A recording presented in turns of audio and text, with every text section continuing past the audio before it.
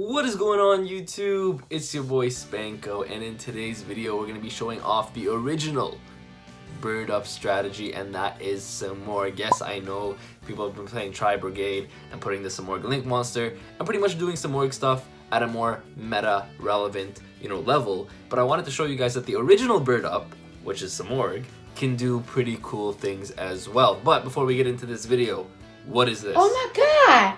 What is that? Yeah, like, I don't get it. Like, what is that? Let's try to get that number down. So if you guys enjoy these videos, make sure to like this video and subscribe to the channel. Guys, the next goal is 5,000. I swear we can make it happen.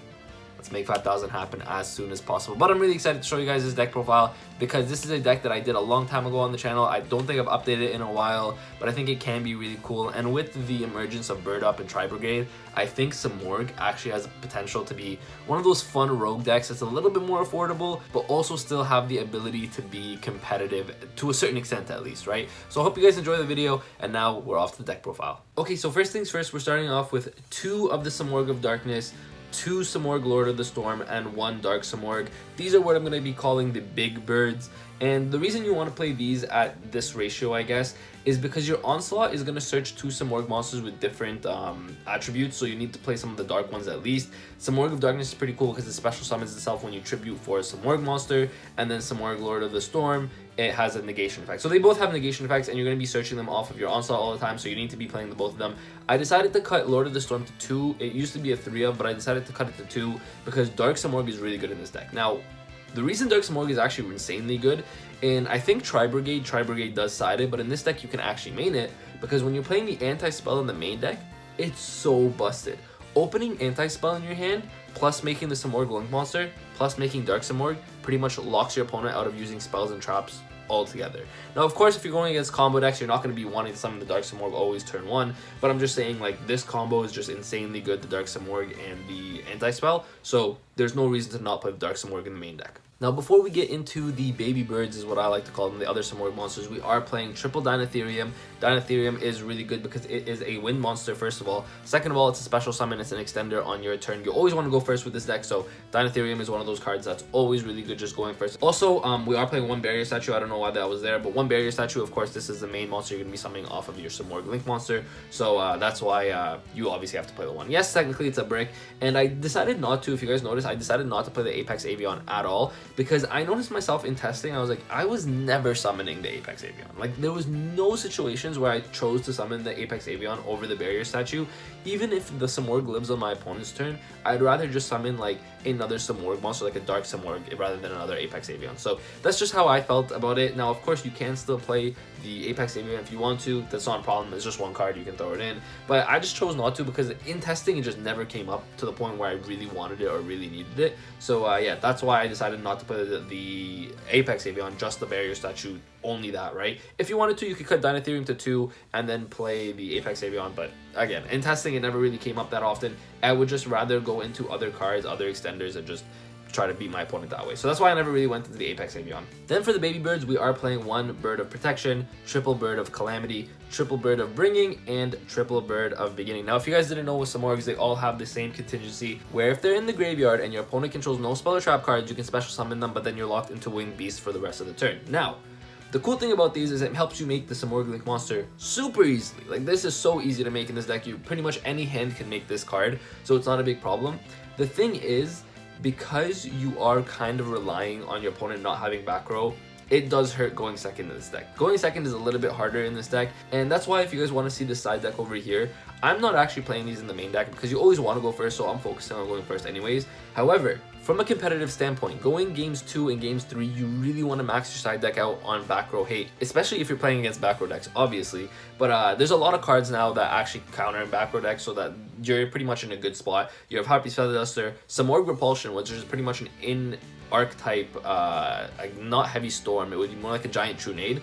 And then you also have a Twin Twister. So there's so many good options for back row hate. Twin Twister is really good because obviously discarding one of your baby Simorghs means that you can special summon it back from the graveyard. So Twin Twister I think is pretty good in this. Also gets rid of more back row, better than Cosmic Cyclone. And specifically in a deck like this, you want to be playing Twin Twister. But all the babies are really important. This one gets you an extra normal summon. This one gets you a search. This one gets you a Foolish Burial. And this one is not actually the greatest. So when this card is normal summon, target a card in your opponent's spell trap card zone, return it to the hand. So obviously this one is pretty good in terms of if you're going second. However, the problem with it is that you always really want to go first with this deck, so it doesn't really do much for you going first. You just want to play it more for a second name or an extra name. Usually if I'm summoning the Calamity, I'm going to be sending this to the graveyard because I'll just rather, like, you know, special summon it from the graveyard and then banish it later. I don't need it, right? So that's why I decided to play just the one of this. And that's pretty much it for the Simorgh monsters. You are playing double Ash. I always play double Ash. Every time I play triple, I hate playing triple. I know it's going to sound weird. I know people are going to be like, why are you not playing triple? It's just a thing with me. I like playing 2-ofs. I think 2-ofs makes more sense of once per turn cards because you open 2 Ash in your hand, one's useless. So I don't know. That's just the thing. Don't argue with me about 2 Ash. I think it's just the most optimal. Like if you want to play hand trap lineups, this is going to be off topic, off some work, but hand trap lineups for me are always like 2-2-2 and then 3 imperm. That's literally my hand trap lineup on pretty much any deck, right? Now obviously with this deck I'm not playing that many hand traps, but you know, I'm just trying to show you guys that 2 Ash is perfectly fine. You have 3 Simorgh onslaught, discard a winged beast monster, add 2 Simorgh monsters with different attributes from your deck to your hand. So obviously that's how you're going to be getting to your Dark Simorgh and your Simorgh Lord of the Storm. Technically you could also add one of the baby Simorghs, which is actually really cool as well. You don't actually have to add the Lord of the Storm, so yeah, that's really cool. Triple Extravagance. Now I'm playing Extravagance over Prosperity in this deck, and let me explain why. So the reason I want to play Extravagance over Prosperity is because in this extra deck, there's not many cards you need. Really, the only cards you need are your Simorgh, your Almirage, because sometimes you need your Almirage with one of these 2 smaller ones so that you can make your Simorgh. So Simorgh, Almirage, and then you don't even go into these that often. It's just sometimes if you're a card short, you'll make this as like a midway link monster just to link climb, but you're not really making them. The rank 8 monsters are really cool only because like technically if you randomly have both of these on the board, which if you summon this one will special summon itself, so really you can make rank 8s pretty easily. That's why it's like I'm playing them. They're really cool. You don't need them. The reason I wanted to play Extravagant over Prosperity is because Extrav is going to guarantee you 2 more cards in your hand, whereas Prosperity, even if I banish 6, I'm only going to be getting to 1 card in my hand. Now I know Prosperity lets you choose the card, so it's a little bit better in that sense because it's like, hey, I don't need this card, but I need this card. So Prosperity does that for you. However, with this deck, pretty much any hand or any cards you have in your hand are going to lead to getting your combo off, which is why I just think Extravagance is better. Getting the extra card is just better because if the extra card is one of these trap cards, you're in such a good position. So that's why I just decided to play the Extravagance over the Prosperity. 1 Terraforming as well as triple Elboars. This is our field spell. The field spell is actually pretty important. First of all winged beast monsters gain 300 attack and defense, which is kind of cool because it helps you out certain things like mid to late game. It helps you just have big monsters on the board to win the games. But the most important thing is you can reveal level 5 or higher winged beast monster in your hand and then normal summon it with 1 less tribute, aka your Lord of Storm, your Simorgh Lord of Storm. And then also if you control a winged beast monster, you can normal summon 1 extra winged beast monster. So that's really cool. So it just gives you an extra normal summon. It gives you this to tribute summoning it easier. So that's why Elbows is really important. Playing triple Imperm, of course. Triple Harpy's Featherstorm. Now Harpy's Featherstorm is really good because especially games 2 and 3, you can search out the Harpy's Feather Duster, which is why I was actually considering maining the Harpy's Feather Duster because technically it is a searcher. However, I don't know, it doesn't come up that often, so I didn't want to main the Harpy's Feather Duster. But the Harpy's Feather Storm is insane because if you control a winged beast monster, which you're always going to control one with this deck, you pretty much just calamities your opponent. That's kind of nasty if you think about it, right? And then anti-spell fragments. Again, anti-spell is insane in this deck because if you do this with your Dark Simorgh, your opponent will never be able to activate spell or trap cards. They're not going to be able to set them because your Dark Simorgh says that you can't set cards, and then if you have an anti-spell, then your opponent can't set the spell cards that they want to activate. So you're pretty much locking your opponent out of spells and traps. This combo is so good against so many decks, so that's why you really want to play the triple anti-spells. And now after the extra deck, I'm just gonna make this simple. Like you're playing 2 of this, the Doom Eagle. Doom Eagle actually is pretty cool. So the reason I think it's really nice too, sometimes you go into it, you don't really go into it that often. I'm gonna be honest with you, but when you do, it's actually pretty cool because first of all, it gains 2400 attack when your opponent has no monsters in their graveyard, which doesn't happen too often, but making it 4800 is pretty good. The really cool thing is it's a quick effect, shuffle a card from your opponent's graveyard back to their deck. So it's kind of like a DD Crow in that sense, which is kind of cool. So this card is pretty good. Obviously, you're playing triple of your Simorgh Link monster, double Conduct conductor as well as 1 gladiator beast Dragus. Now there's no actual reasoning behind this ratios. To be honest, I just needed a link 2 winged beast wind monster that I could use to link climb into Simorgh if I needed to. Now if you guys can't get your hands on Harpy Conductor, I think it comes as a common now, but I know this card is also just a rare, so you could just play 3 of this or 3 conductor, literally doesn't matter. The reason I wanted to just play both is just to show you guys that the only point of these cards specifically are so that you can link up into your Simorgh. That's really the only reason to play these. Triple Almirage. So the reason Almirage is really important is because it makes any one card technically a link 2. And so the reason, like, how you do that is pretty much you summon one of your smaller birds, you're gonna make it into an Almirage, activate the bird effect, special summon it back from the graveyard, and then it's a free link 2. So that's why Almirage is pretty important. Now, at this point, I was kind of like, okay, I don't know what else to put in. You can put in Nightmares if you want to, Nightmare Unicorn, Nightmare Phoenix. You can put Apollo if you want to, like Apollo Usa. You can do that. There's so many options with the extra deck, but I realized that, like, I'm like, hey, I don't really go into Apollo. If you're not going into Apollo turn 1 anyways, it's not that important. So I kind of realized, I'm like, the best thing to put at this point is just rank 8s. Because turns 2, turns 3, once you start to get into your big Simorghs, putting some of these rank 8s is pretty insane. Like, Sanafond is a really good card. Galaxy has Photon Lord is a really good card. Dingirsu is really good, especially when you're going into turns 2 and turns 3. Summoning the Dingirsu, sending a card your opponent controls, non-targeting, really, really good. You got the whole Harbinger, just another, like, spell or trap negate. So this is really just whatever you want. These last 4 cards, I can say they're whatever you want to put in there. But it's not really important what you put in there. If you guys want to put in more Link monsters, if you guys want to put in the rank 8s, if you guys want to cut the rank 8s to like 2 rank 8s and then 2 more Link monsters, doesn't matter what you want to do. These are kind of like filler spots. But I would say don't change these ratios up. Again, the conductor could be 3 conductor, it could be 3 Dragus, doesn't really matter. But just these last 4 slots, whatever you really want.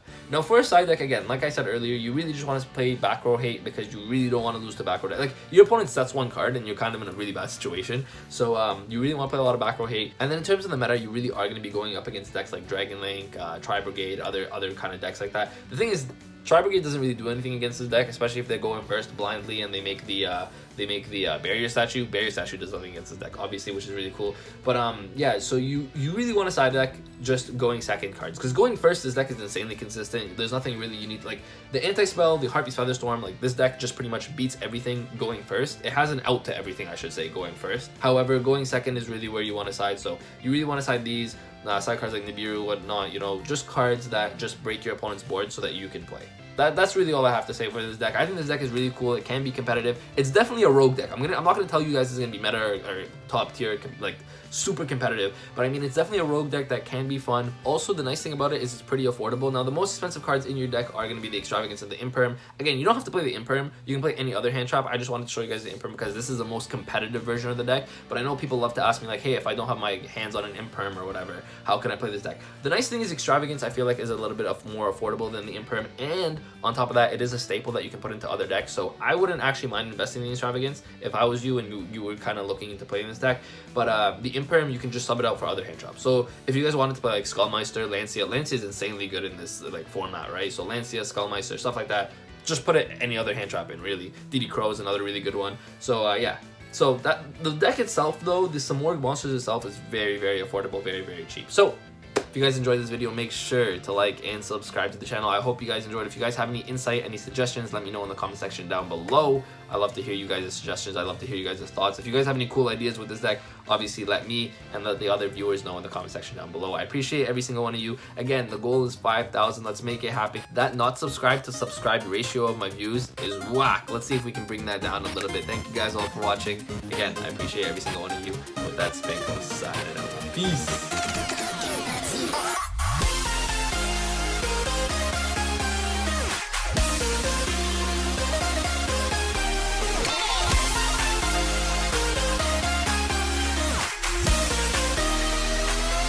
G.